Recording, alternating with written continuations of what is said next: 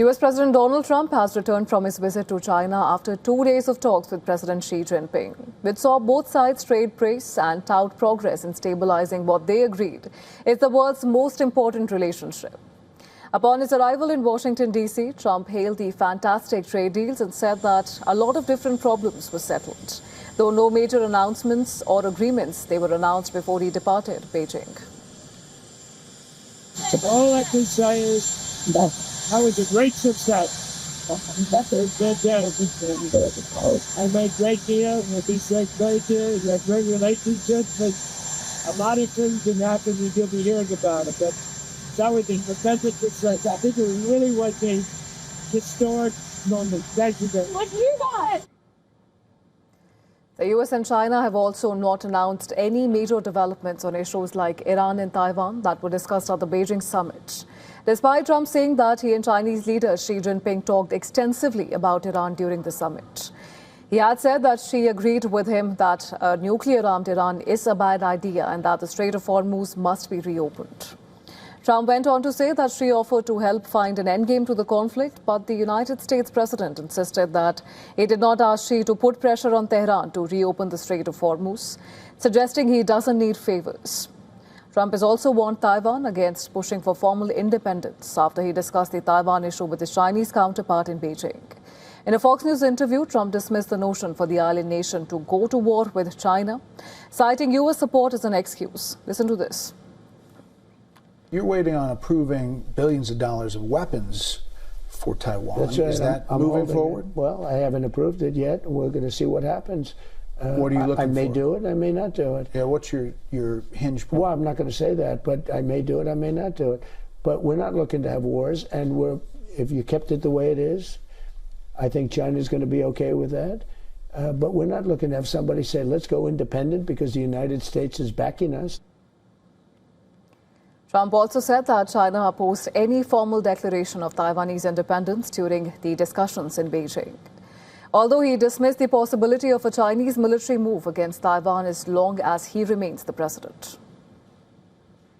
And it's not a takeover. They just don't want to see this place, we'll call it a place because nobody knows how to define it, but they don't want to see it go independent. They don't want to do it. With me, I don't think they'll do anything when I'm here. When I'm not here, I think they might, to be honest with you. Meanwhile, China has affirmed that it will continue to implement all agreements previously reached with the United States and will establish councils for trade and investment. Chinese Foreign Minister Wang Yi said that the delegations of the two countries reached overall positive results, including continuing to implement all consensus reached in previous consultations, as well as agreeing to establish a trade council and an investment council. Wang Yi also confirmed that Chinese President Xi Jinping will pay a visit to the United States in autumn this year. The Chinese Foreign Ministry confirmed that an invitation for the same was extended by US President Donald Trump.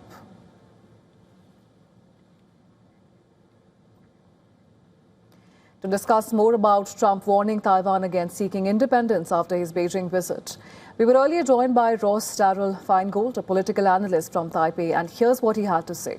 Listen in. The safest approach, I think, from the perspective of President Trump and most of his team would be to say that U.S. policy remains unchanged. And that's basically what President Trump, as well as Secretary of State Rubio, has said to media in recent hours. Now, people like scholars and experts on U.S.-China relations or on Taiwan-China relations or Taiwan-U.S. relations, they look very carefully at the particular phrasing and the details of the wording that was used, and they look for changes versus what a past U.S. government or president might have said, and they try to read a lot into that. But I would caution against too much of that over-analysis. And again, I think the approach that President Trump and Secretary of State Rubio have taken in recent hours is to say that U.S. policy is not changed. Now, what is that U.S. policy? I mean, it is a very complex question. It's hard to condense into a short answer. But as you said, the U.S. has not supported a formal declaration of independence by Taiwan. At the same time, the U.S. has continuously sold weapons to Taiwan, and the U.S. has also opposed China using military force to take over Taiwan. So I think it's safe to say at the moment, none of that has changed, or in other words, U.S. policy is unchanged.